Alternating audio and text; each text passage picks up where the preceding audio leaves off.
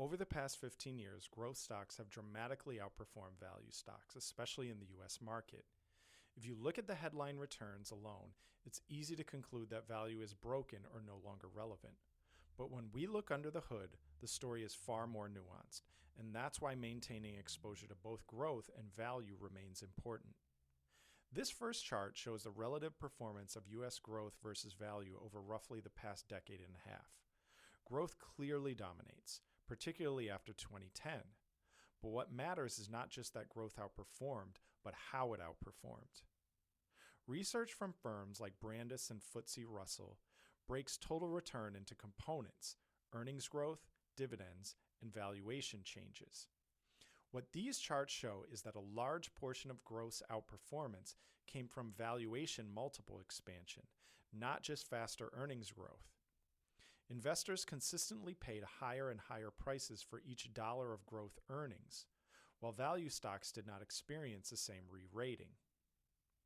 The next chart shows the valuation gap between growth and value. Today, that gap is near the widest levels we have seen historically. That does not mean that value is guaranteed to outperform next year. Markets can stay expensive or cheap for long periods.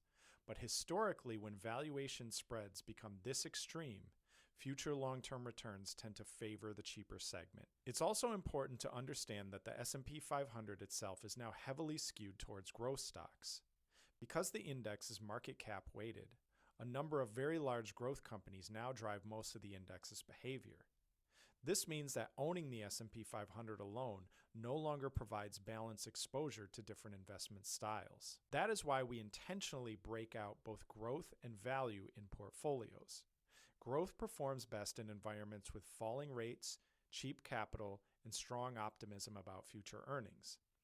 Value tends to perform better in different regimes, including periods of higher inflation, higher interest rates, and more modest growth expectations.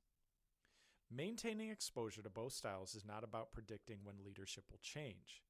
It's about avoiding over-concentration in what has worked most recently and staying positioned across different market environments. History shows that regimes do change, often when investors least expect it. Staying disciplined today helps ensure portfolios are prepared when they do.